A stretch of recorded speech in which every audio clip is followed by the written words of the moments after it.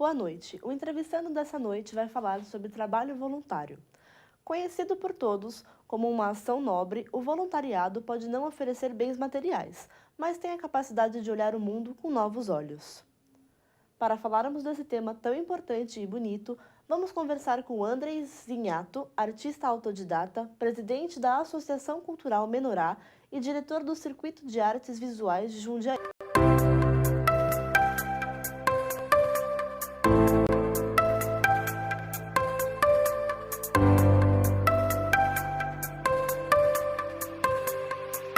Boa noite, Andrei. Boa noite, Beatriz. Andrei, para começar nossa conversa, você pode nos contar um pouco mais sobre a sua trajetória profissional? Sim, claro. Eu atuo na área artística desde os 15 anos de idade. Desde criança, eu sempre quis trabalhar com artes visuais. Eu comecei a dar os meus primeiros passos em animação, desenho animado e quadrinhos, e parti para as artes plásticas com 18 anos. Com 19 anos já dava aula numa instituição artística da minha cidade, em Jundiaí, e a partir daí fui me desenvolvendo tanto como artista como professor de artes. Também sou formado em teologia pela Escola Eliseu de Queiroz, né? Então, basicamente, foi a minha formação. E na carreira artística, já participei de exposições no Brasil, Emirados Árabes, Estados Unidos e outros países da América Latina e Europa. E como professor, atuo há 15 anos com foco em público que vive em situação de vulnerabilidade social. Certo. E como você foi parar nas artes plásticas?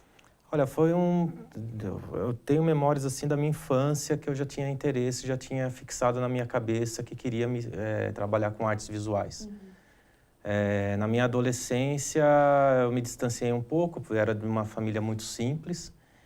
E foi então que eu encontrei uma instituição cultural na minha cidade que me ofereceu uma bolsa de estudos para dar os primeiros passos. E ali fui me envolvendo com os artistas, fui me envolvendo com as atividades locais e dei sequência a partir daí. Certo. E o que te motivou a trabalhar como voluntário? Olha, é pela minha própria experiência de vida, né? Eu vim de uma cidade, de uma família assim que não tinha acesso à arte, à cultura artística, né? A gente não tinha, eu não tinha conhecimento sobre o universo das artes visuais e das outras artes. E um professor de arte, artista plástico, estendeu as mãos e me ofereceu uma bolsa de estudos. Ele não só me ensinou os primeiros passos nas artes, como também me ensinou muito sobre pedagogia e tantos outros temas. E foi porque alguém estendeu as mãos para mim que hoje que me abriu as portas, a oportunidade para eu ser quem eu sou hoje. Então, para mim eu tenho por experiência, noção, ciência de quão importante é encontrar alguém que se disponibilize a estender as mãos para você, né? Principalmente quando você está passando por alguma situação de crise. E eu acho também que é um pouco de consciência humana, sabe? De uma noção mais ampla sobre humanidade, né? Falando em humanidade, quando esteve na Síria, qual foi a sua missão e o que você trouxe de experiência? Foi consequência de uma série de outras atividades que eu já venho realizando, né, e que acabou cruzando com alguns interesses meus como artista plástico de trabalhar temas como crises, populações que vivem, sociedades que estão em momentos de crise, né? A crise se tornou tema do meu trabalho artístico, porque também já tinha a ver com esse trabalho como voluntário com o público que eu costumo trabalhar. A partir disso, recebi o convite para ir fazer um trabalho com refugiados da Síria, né, que estão indo procurar abrigo no Líbano. Fiquei 15 dias na Síria e mais uma semana e meia no Líbano, trabalhando com essas pessoas, né? E foi uma experiência curta, assim, mas que foi consequência de uma série de outras atividades que eu já vinha realizando, né? E esse trabalho na Síria foi totalmente voluntário, envolvia Sim. a arte? Foi voluntário, fui com um amigo, foi com trabalhando com instituições que estão dando atendimento, prestando socorro a essas pessoas. E eu procurei levar a arte com uma função mais terapêutica, assim, para servir de um suporte extra para esses trabalhos, né? Andrei, você também é artista plástico. De que modo você acredita que a arte pode ajudar a transformar a vida de pessoas que vivem nessas áreas de conflito? Olha, eu não acredito, assim, que a arte tem a capacidade de transformar. Quem tem a capacidade de transformar são as pessoas, né? A arte, ela seria um instrumento de transformação. Para ela trazer algum benefício, precisa que haja pessoas interessadas em levar esse... Então, mais para ter uma compreensão sobre como se desenvolve isso, né? E no caso dessas pessoas, como outros públicos que eu tenho trabalhado assim, a ideia é gerar um ambiente um pouco mais suportável para elas, pelo menos, né? Proporcionar um momento onde elas consigam pensar em outra coisa que não seja naquela situação de calamidade e de crise que elas estão vivendo, né? Principalmente o público que a gente trabalha, as crianças. De contrapartida, os pais, né? Na maioria mães que conseguem fugir, né? Da região de conflito, elas indiretamente acabam sendo afetadas, porque até pela própria cultura da região, assim, elas ficam surpresas de verem homens dando aquele tipo de atenção para crianças que não são da família desses homens. Então, gera um alívio, um momento de alívio, né? Pode ser, eu tenho... E através disso, eu acredito que você tirando a pessoa dessa situação de ficar estar sujeita a ficar pensando continuamente sobre a situação precária que ela está vivendo, você pode conseguir trazer o pensamento dela, ao foco de visão dela para outras possibilidades, né? Abrir outras janelas de novos horizontes para essas pessoas. Tá certo. Vamos assistir agora uma matéria feita pela repórter Tainara Ledra sobre os 6 anos de guerra na Síria. Em março de 2011, começou a onda de protestos contra o presidente Bashar al-Assad e que se transformou em guerra entre grupos rebeldes e tropas do exército sírio. Após o início dos confrontos, o presidente da Rússia resolveu apoiar o então presidente sírio, com bombardeios aéreos, devastando Alepo, uma das maiores cidades da Síria até então. Com o país totalmente dividido, houve espaço para ataques extremistas como o do Estado Islâmico, que controlam grande parte do território sírio. Durante a guerra, mais de 5 milhões de pessoas fugiram da Síria, causando uma das maiores crises humanitárias. Segundo dados da Unicef, no ano de 2016, mais de 650 crianças morreram devido aos ataques e mais de 1 milhão não tinham acesso à educação. Uma das imagens mais chocantes da guerra é a de um menino sírio de apenas 5 anos, resgatado após um bombardeio em Alepo. A cena comoveu nações. Esse é o retrato do drama de uma guerra. Durante os grandes conflitos na Síria, o artista plástico Andrei Zignato esteve por lá para voluntariar em benefício das crianças. Seu trabalho baseava-se em desenvolver oficinas de trabalhos humanitários para essas crianças que viveram e ainda vivem em situação de vulnerabilidade social. Em março desse ano, um evento no Corcovado, na cidade do Rio de Janeiro, reuniu crianças refugiadas e grandes nomes da TV brasileira envolvidos com o tema, para homenagearem e prestarem solidariedade pelos últimos acontecimentos durante a Guerra Civil na Síria. Além disso, o evento contou com a presença do arcebispo do Rio, cardeal Orani Tempesta, e do padre Omar Raposo, para relembrarem o papel acolhedor da Igreja nesses tempos difíceis.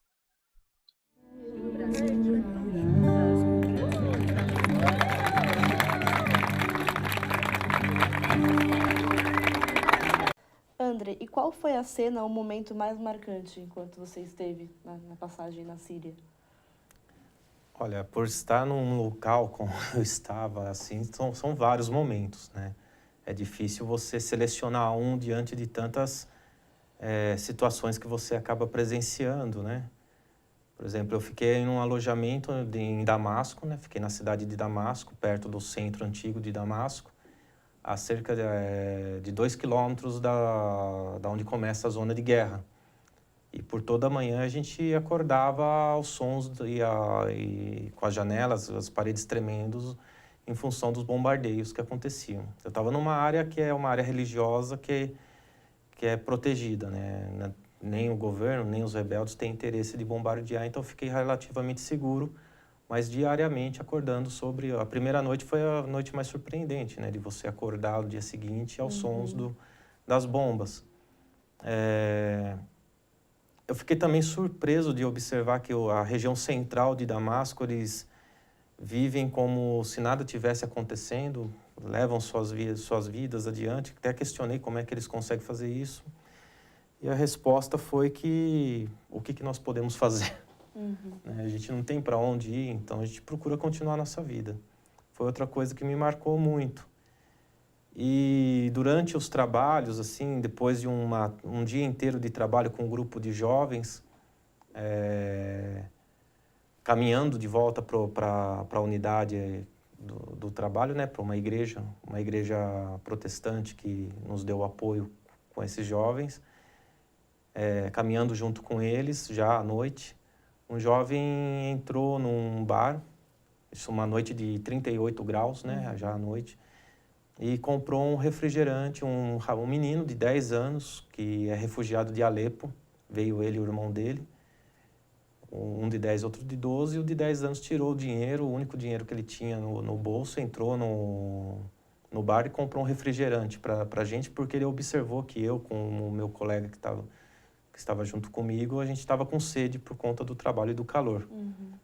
E eu percebi o sentimento de gratidão desse menino através desse gesto de sacrificar o pouco dinheiro que ele tinha, que era o equivalente a 50 centavos no nosso dinheiro, para nos trazer esse refrigerante, né? Então, foi um acontecimento que me marcou muito diante de toda aquele cenário de tragédia, assim, sabe?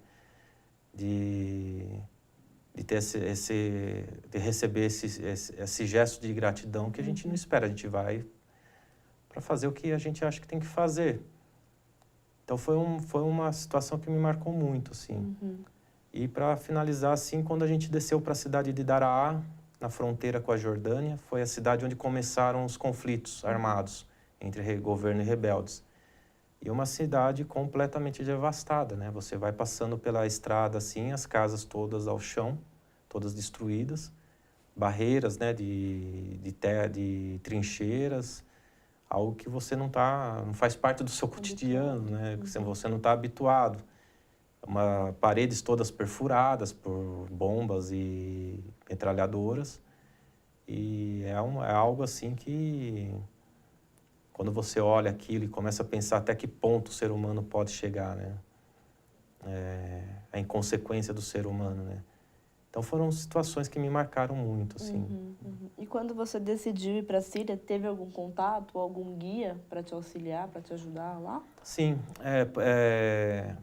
um núcleo que faz um trabalho muito forte, assim, nesses tipos de trabalhos, nessas zonas de conflito, são igrejas protestantes. Eu fiquei surpreso de observar, pelo menos não encontrei nenhum... deixando claro que não é questão religiosa, assim, mas foram surpresas que a gente foi tendo, que os muçulmanos mesmo não tinha nenhuma instituição, assim. A gente encontrou a ONU, né, algumas frentes de trabalho da ONU, mas quem nos deu muito suporte e trabalhamos junto foram com essas igrejas protestantes que ainda permanecem lá e dão todo apoio para esses refugiados, tanto em Damasco, né, com essa experiência que a gente teve em Damasco, quanto em Beirute, no Líbano, também. Em Beirute é uma igreja assim, com capacidade para 150 pessoas, e eles têm uma lista cadastrada de 2.300 pessoas, fora crianças, né? Então a gente procurou trabalhar junto com eles, com esse público. Certo.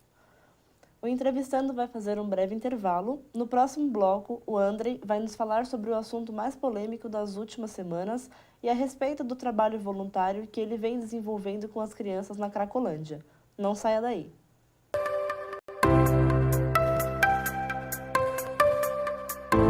A Uninove está entre as 50 melhores universidades particulares da América Latina. Essa universidade? Também. A Uninove oferece a melhor estrutura tecnológica. Essa universidade? Também. A Uninove tem os melhores professores. Essa universidade? Também. Uninove Presencial e Uninove Educação à Distância. A mesma qualidade e o mesmo diploma. Escolha seu curso e matricule-se já.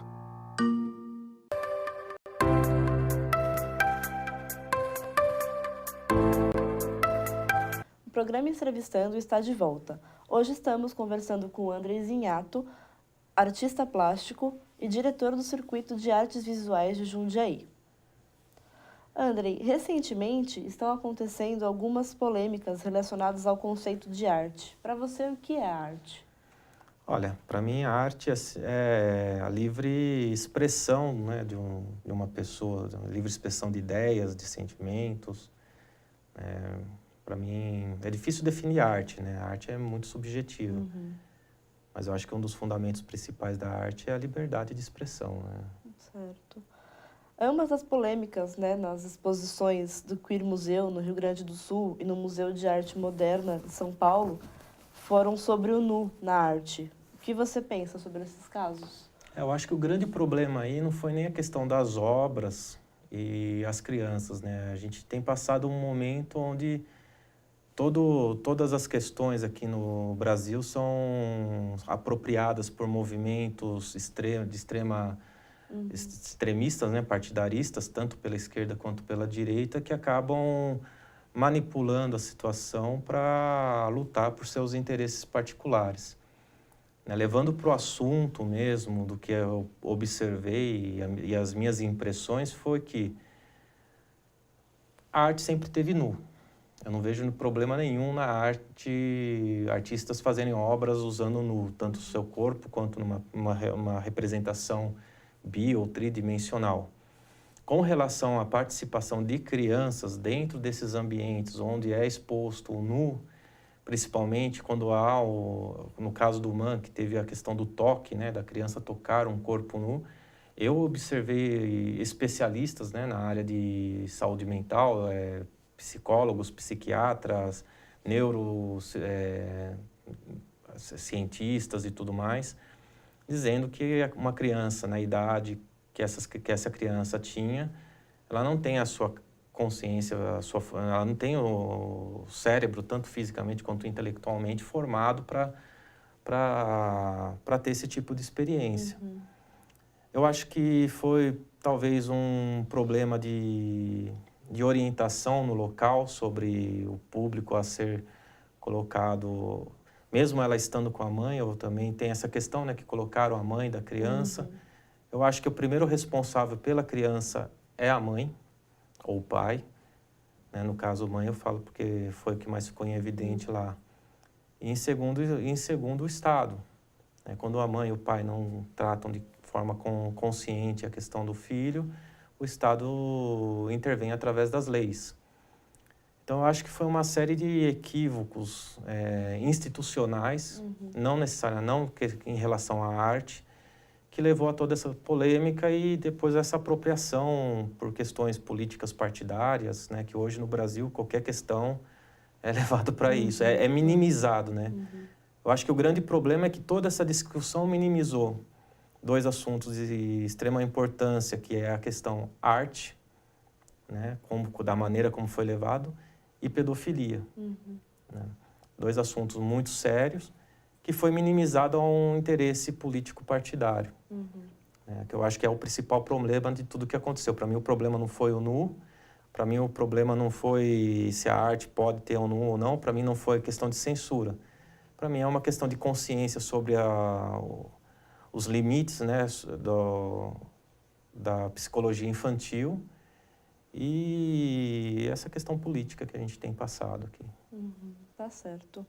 Mudando um pouco de assunto, conta pra gente como foi a ideia de voluntariar na Cracolândia, como surgiu essa ideia? Da Cracolândia foi meio um acaso, assim, né? De uns 4 anos para cá, por conta de uma série de compromissos com a minha carreira artística, eu acabei deixando um pouco esse trabalho voluntário de lado, pelo número grande de compromissos e tudo mais. Só que chegou uma hora que comecei a sentir falta de realizar essa atividade. Por coincidência, isso foi no começo do ano, da virada do ano retrasado pro do ano passado para esse ano, eu comecei a sentir falta de estar atuando com esse tipo de atividade. E casou de ser bem no momento que estava acontecendo aquela situação na Cracolândia, né? Aquele conflito entre polícia e usuários. Que é outro exemplo, né, que foi tomado por questões políticas e foi reduzido a essas questões de novo. E um dia eu vim para São Paulo para resolver algumas questões de trabalho e decidi passar lá para ver como é que estava a situação e conheci o Cássio, que é um usuário que no dia estava sóbrio. A gente passou lá 2h30 conversando, ele foi me mostrando tudo, a situação, foi meu guia ali na região. E acabei conhecendo um público que a mídia não mostrava, que está sendo muito afetado por isso, que são crianças que moram em pensões da Rua Helvétia, onde fica o fluxo principal da Cracolândia. E eu vi que eram muitas crianças, né, que ficam à mercê, meio sitiadas nessa situação. Tanto por conta da polícia, quanto por conta dos usuários, do tráfico, e que acabam absorvendo esse tipo de ambiente, acabam vivendo e sendo formada por esse tipo de ambiente. E aí eu conversei com a minha esposa, que também é minha parceira nisso, e com alguns amigos, e decidimos quinzenalmente realizar um trabalho. A gente chama o projeto de Escola Livre de Arte Helvétia, que é realizado na rua mesmo, né, na calçada. A gente leva o material e passa uma tarde a cada 15 dias trabalhando com as crianças. E nesse trabalho a gente vê o reflexo de toda essa questão do ambiente que elas vivem no comportamento delas, né? Então a gente usa a arte como um instrumento para tentar trabalhar isso. E falando até nessa questão do material, quais são os seus parceiros nessa ação? Somos nós. Alguns amigos, a gente procura pedir... eu não chego a fazer uma campanha, mas a gente conversando com alguns amigos, alguns acabam doando algum material, tudo. E uma parte do recurso é através da venda dos meus trabalhos, né? Eu sempre procurei reverter uma parte do que eu vendo em trabalho, mesmo quando eu estava parado. Eu revertia uma parte para financiar alguns projetos de amigos também, tanto no Brasil quanto fora. Então, eu mesmo subsidio a maior parte dos custos dos projetos, né? Às vezes, a gente já realizei vários projetos também em parceria com o poder público, né? Com prefeituras, com o Estado, com o governo federal e também com empresas privadas. Iniciativa privada também teve projeto que já conseguimos algum tipo de patrocínio. E quais atividades você pratica nesse projeto? Olha, na Cracolândia a gente está trabalhando mais com... A gente começou, é um trabalho muito em início. Eu comecei com algumas ações performáticas que a gente registrou em vídeo, que eu acabei transformando em obra de arte, né? Foram 2 dias que eu realizei 2 ações. Isso com os moradores mesmos, eles foram protagonistas das ações, os atores. E eu registrei em vídeo, né, trabalhando com ação com performance artística. E agora a gente tem trabalhado também com pintura, escultura, com argila. Procuro sempre variar a técnica, trabalhando de uma maneira bem ampla. Mostrando para eles as várias possibilidades de se trabalhar com arte, né? E também tem a ver com essa pesquisa artística minha. Então, às vezes até acaba virando obra no final. E esse projeto ele é voltado exclusivamente para crianças ou adultos também participam? Na Cracolândia, a maior parte são crianças, né? A gente já teve situação de de adulto participar de alguma atividade. Mas é muito pouco, assim, o foco principal são as crianças, através das crianças a gente consegue chegar em determinado momento nos adultos. Né? Mas é um trabalho muito ainda em fase embrionária, né? A gente está dando os primeiros passos, ainda não tenho tanta clareza de como isso vai se desenvolver com os adultos naquela região, né? A gente sabe que São Paulo tem várias áreas que necessitam de projetos assim, né? Por que a Cracolândia foi escolhida? Foi justamente por isso que eu falei, assim, acabou sendo um acaso. Eu fui para ver a situação, né, por um interesse dessa minha pesquisa, e acabei conhecendo esse público. E acabamos criando uma afinidade e começamos o trabalho, né? Agora, infelizmente, somos só, né? Não dá para abraçar tudo, né? Depois, de repente, conforme o projeto for tomando corpo, a gente consegue abrir outras frentes de trabalho. Eu tenho um projeto agora, né, que a gente conseguiu fechar uma parceria com o governo do estado, com a Secretaria de Estado da Cultura, que vai viabilizar algumas oficinas para uma instituição que trabalha com prostitutas e ex-prostitutas, outra que é um abrigo, uma casa transitória para crianças e adolescentes, também para gerar mais equipamento material para esse público da Rua Helvétia, e para detentos do CDP da Rodovia Bandeirantes. Né? Então, conforme a gente vai conseguindo parcerias, a gente vai ampliando. Tá certo. Vamos ver agora uma matéria que a repórter Daniela Correia fez durante uma visita às crianças da Cracolândia. Em maio, a Polícia de São Paulo realizou uma mega operação de combate ao tráfico na Cracolândia. Foi a maior intervenção já feita neste local. Porém, a promessa de combate ao tráfico é praticamente impossível. Durante a entrevista, feita de São Paulo, João Dória diz que após esta operação, a Cracolândia não existe mais. A Cracolândia acabou, e acabou mesmo, não volta mais. Porém, a Cracolândia ainda existe sim, e o fluxo desses usuários só aumenta, afetando toda a região carente ao redor do centro de São Paulo, famílias e crianças que já nascem inseridas nessa realidade. Qualquer cuidado e carinho é bem-vindo quando se trata de criança.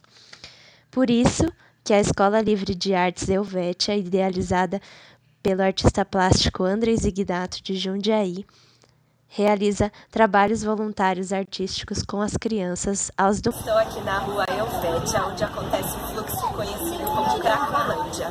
No momento, estamos participando de uma das atividades artísticas voluntárias idealizada pelo artista plástico André Zignato de Jundiaí. O projeto tem como principal público-alvo as crianças, porém ainda está em fase de estudo tanto do espaço quanto deste público para que mais para frente sejam incluídas outras artes como dança, teatro e até brincadeiras. O projeto acontece de 15 em 15 dias aos domingos, a partir das 2 horas, e tem como principal intuito trazer, através da arte, um universo diferente para essas crianças. A importância é a gente, como organizador e que vem aqui conhecer o espaço, as pessoas, eu acho que é usar a arte como um instrumento mobilizador e transformador dessas pessoas, né, que não tem acesso a um mínimo de cultura e tal.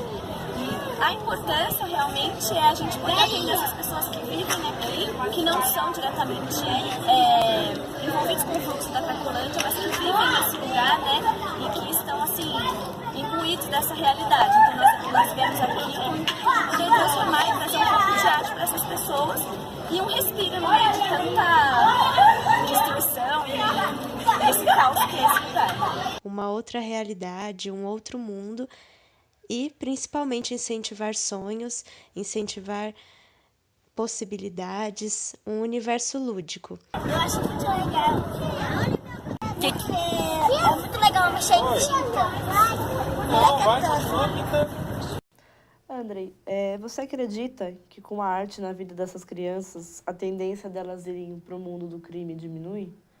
Olha, a gente tem vários exemplos de diversos projetos, tanto no Brasil quanto fora, de onde começaram trabalhos como semelhantes a esse, houve uma transformação muito grande, tanto dos participantes quanto muitas vezes até da própria região. Eu mesmo participei durante 8 anos de um trabalho numa região de periferia da minha cidade, vulgarmente conhecida como Varjão. E começou numa garagem, as ruas todas de terra ainda na época, um núcleo pequeno de crianças atendidas que era uma biblioteca. A coordenadora me chamou junto na Associação dos Artistas Plásticos, né, que eu participava na época, para começar um trabalho de oficinas. Uma coisa que atendia 40, 50 crianças, né? Hoje é uma instituição que cresceu, atende centenas e centenas de crianças, tem várias atividades também para os pais. A região hoje foi toda asfaltada, foi levada à escola, se desenvolveu. Eu tenho hoje vários ex-alunos que eu vejo que fizeram faculdade, que estão já formados, que já estão trabalhando. Então, eu pude observar como que esse trabalho propiciou novas oportunidades de visão de mundo para essas pessoas e elas aproveitaram. Para quem aproveita, acaba, sim, trazendo uma grande contribuição. A gente vê os resultados. Como artista plástico, de que maneira essas atividades acrescentam e impactam em algo na sua vida? São 3 coisas que eu não consigo me enxergar de maneira dividida, né? Eu sou cristão, né, por experiência, e como cristão isso me estimula muito a esse tipo de trabalho. Sou artista plástico e sou professor de arte. São 3 coisas que fazem parte da minha natureza. Então, uma coisa acaba influenciando outra, de forma direta. Então, eu já tenho um projeto agora que vai se resultar em exposição para o ano que vem. Essa exposição vão acontecer outras atividades, como um debate com uma psicanalista que também tem formação em artes, uma curadora de arte e um refugiado da Síria e um diretor de um núcleo de trabalhos como esse que eu citei. E toda a minha produção artística e toda a produção que eu vou mostrar nessa exposição foi resultado dessas experiências. E foram produzidas ou nesses locais, com esse público local, ou com objetos que eu trago desses locais. Então, como na minha produção acaba tendo toda essa influência, né? Justamente porque é impossível você separar o Andrei artista do Andrei professor, o Andrei cristão, enfim, tudo faz parte da minha pessoa. Com certeza. Vamos fazer um breve intervalo e logo estaremos de volta para continuar nossa conversa com o Andrei. Fique ligado.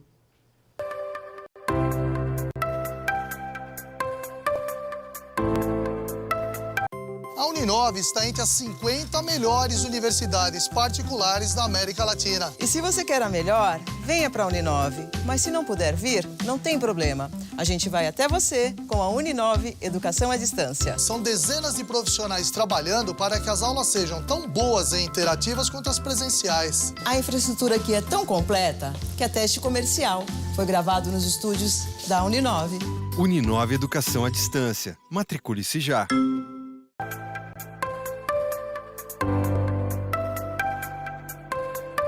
Estamos de volta com o programa Entrevistando. O tema de hoje é trabalho voluntário. O artista e diretor do Circuito de Artes Visuais de Jundiaí, Andrei Zinhato, é o convidado dessa noite. Diretamente das redes sociais com a hashtag Entrevistando Andrei, a Rebeca Lima quer saber qual a sensação de realizar trabalho voluntário com crianças. Olha, a sensação é gratificante, principalmente quando você começa, depois de algum tempo, a ver os resultados. Mas isso não se restringe só a crianças. Acho que com qualquer um. Eu já trabalhei desde criança até a terceira idade. E sempre quando você começa a ver o resultado refletindo na vida dessas pessoas assim, é gratificante. E até aproveitando isso, é algo importante também que eu acho que, para tornar bem claras as intenções sobre esse tipo de trabalho, né? Uma vez me falaram, Andrei, você é herói desse povo. Não tem nada a ver com heroísmo. Eu acho que mais herói é quem sobrevive a esse tipo de situação. Eu não passo por esse tipo de situação. Para mim, é muito mais simples, porque eu chego, faço um trabalho e saio. Né? Então, só para deixar bem claro assim, que não tem nenhum sentimento, nenhuma ilusão com relação a isso também. Aqui mais uma pergunta das redes sociais. O Roberto Oliveira perguntou se você se sente importante na vida dessas pessoas, principalmente na vida das crianças. Eu acho que tem um pouco de relação com isso que eu falei, né? Mas eu me sinto feliz. Né? Se eu sou importante ou não, isso não sou bem eu que defino, né? Isso quem acaba definindo são eles, né? Porque é um trabalho de acordo. Eu vou, ofereço e eles aceitam se eles veem que é importante para eles. Eu acho que quem tem que ser importante mais nisso tudo é o trabalho, não eu necessariamente. Né? Acho que cada um ali tem uma função e há uma troca também. Assim como eu acabo tendo algum tipo de importância para eles, pelo que eles demonstram para mim, eles também acabam sendo muito importantes para mim por uma série de questões, tanto pessoais quanto profissionais. Dando continuidade na nossa entrevista, você acha que o povo brasileiro é um povo solidário? Quando quer. Eu acho que no Brasil, assim, quando as pessoas têm predisposição, acaba sendo. Eu já passei por várias situações, assim, que recebi solidariedade de muita gente. Mas também já observei muito do outro lado também. Né? Eu acho que o brasileiro é muito emotivo. E aí é perigoso, pode ser perigoso, como pode ser bom. Depende para onde essa emoção, toda essa motivação é direcionada. Acho que o Brasil tem uma cultura, né, de ser um povo que acolhe, um povo que recebe. Mas, por outro lado, a gente vê que hoje é um dos países mais violentos do mundo. É um país que vive por muita precariedade, é um país que teve o maior evento de corrupção da história da humanidade. Então a gente fica num paradoxo. Eu acho que o Brasil, mais do que isso, é um paradoxo. E eu não sei se é o Brasil, mas eu acho que isso depende de cada um, sabe? Eu acho que pessoas podem ser boas, pessoas podem ser gentis, pessoas podem estender as mãos, entendeu? Eu acho que não se restringe ao brasileiro em si. Lá na Síria, aqueles passando por toda aquela situação, eu fui super bem recebido pelo povo de lá. Mesmo os que não eram atendidos pelo trabalho. Eles foram super cordiais e apesar de todo o conflito, é uma região que você vê pouco índice de assalto, pouco índice de assassinato. Eu falo, tirando a questão da guerra. Né? Se você deixa um celular, a pessoa devolve o seu celular. Então, eu acho que o Brasil acaba caindo num paradoxo aí nessa questão. A gente percebe que no Brasil tem mais gente precisando do que ajudando. Pensando nisso, como você enxerga as políticas públicas no país? Eu acho que essa questão é um resultado de uma série de dezenas e dezenas de equívocos históricos, né, no Brasil. Se a gente analisar a política brasileira, a forma como é estruturado o sistema educacional, é um bolo muito grande de coisas que precisam ser acertadas. Uma centralização de poder. A minha opinião, né, não sou nenhum especialista político, né, já começa por essa centralização de poder que a gente vê na maneira como é formada a República Brasileira, esse excesso de Estado também, que acaba trazendo um certo nível de controle sobre a vida das pessoas, exagerado. Você pode observar que não só na questão política, né, eu falo por ser cristão, o cristianismo até uma certa época andou muito bem, porque o poder era descentralizado, né, não tinha o líder. Existiam vários líderes e eles trabalhavam juntos, às vezes não. E quando centralizou o poder numa só pessoa, assim, a coisa desandou durante centenas de anos.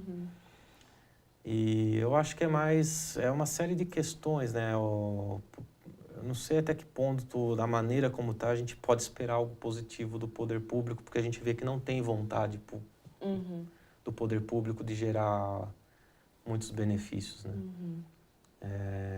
tem muitas questões, eu acho que são umas centenas de questões aí que precisam ser revistas, reformuladas, reestruturadas para trazer transformação em vários cenários no Brasil, até por miséria. Não é investimento em tecnologia, a carga burocrática e tributária sobre quem é empreendedor é muito pesado, não há estímulo, é um dos países que mais afugenta investidor no mundo, está atrás de países da África em termos de atratividade para investidores, né? Então, se não há investimento, não há empreendimento. Então, é uma série de coisas assim, que precisa ser repensado, né? Da parte do poder público, principalmente, né? Porque é quem acaba recebendo dinheiro para fazer o que tem que fazer e não faz. Sim, sim. Eu acho que aí também é um dos grandes problemas do Brasil, né? De depender tanto do poder público para que as coisas saiam do papel ou que coisas aconteçam. Países que deixam mais isso na mão da sociedade, você vê um resultado melhor. Vários países que eu vi que saíram, até depois da Segunda Guerra Mundial, que você pega que estavam devastados, quando deixou na mão das pessoas para resolver muitas questões, a coisa andou. Depois que o poder público começa a assumir muito e trazer muito controle, a coisa começa a desandar de novo. Isso é histórico, né? Falando até nessa questão de investir, né? Como você avalia o incentivo do poder público à arte e à cultura? Aqui no Brasil, entrando de novo nessa questão que eu falei, pelo sistema brasileiro de poder público, de gestão pública, é complicado, porque muda a gestão, se anula todo o trabalho anterior e começa do zero um outro trabalho totalmente diferente. Não há continuidade. Pelo excesso de pessoas, da dimensão do Estado, você vê que nas funções técnicas, pessoas sem capacidade técnica nenhuma exercendo a função por conta de acordos políticos, né? Então, tem hora que você tem uma sensação que a coisa vai melhorar e, de repente, quando você vê, a coisa desandou completamente. E você vê o reflexo disso nas instituições culturais brasileiras. Você vê a Funarte abandonada, você vê museus sofrendo para pagar as contas, né? Você vê universidades, professores não só de arte, mas geral. Eu tenho amigos que são professores de universidades públicas que estão sem receber, a universidade abandonada. Já visitei salas de universidades, você vê a precariedade que é em termos de equipamento e de estrutura. Então, é bem complicado. Eu acho, que eu falo, depende de uma série de revisões assim, do sistema, sabe? E fica essa coisa, entra vem como dono da solução, coloca algumas soluções e anula tudo que já foi feito, aí vem outro, faz outra modificação e fica nesses entraves, né? Por isso que eu acho que quanto mais Estado, e o Estado começa a interferir até na liberdade criativa em determinados aspectos, manipulação de interesses, né? De facilitar para uns porque são mais interessantes. Então, eu na verdade, eu acho que o Estado devia gerar políticas públicas e dar mais oportunidades para que as pessoas possam gerar projetos, né? Do que ele ficar subsidiando também. Sim, sim. Até falando em projeto, a gente, né, quer saber mais sobre os seus sonhos e sobre o futuro. O que você espera? Olha, agora eu estou trabalhando, começo do ano que vem eu estou planejando voltar para a Síria, né? Passar mais um mês lá. Mas dessa vez para treinar pessoas para desenvolver projetos. Então, como eu não tenho a possibilidade de estar sempre lá, a ideia é gerar pessoas que desenvolvam projetos, né? E que deem sequência, para não ficar uma coisa que acontece e para. Fazer um treinamento com pessoas lá para desenvolver novos projetos. Como artista plástico, eu tenho a exposição que eu tô talvez seja que eu tive mais expectativa até hoje, que é para mostrar os primeiros resultados dessa pesquisa que tem a ver com esse tema, né, que a gente está conversando. E procurar me estruturando nisso, né? Ano que vem tem algumas oportunidades fora do Brasil também, como artista plástico. Com relação ao projeto da Rua Helvétia, vamos ver o que eu quero observar os resultados desse ano, fazer uma análise para ver o que pode ser feito o ano que vem. Então, procurar fortalecer esses projetos que já estão acontecendo para depois assumir coisa nova, né? Então, a minha ideia principal é gerar mais estrutura para esses projetos no momento. Andrei, parabéns pelas suas iniciativas com as crianças, né, com todos os projetos. Que seus sonhos se concretizem logo, né? Muito obrigada pela sua presença. Eu que agradeço a oportunidade de estar aqui falando. Tá certo. Na semana que vem, voltaremos com mais um convidado super especial. Uma ótima semana e até lá!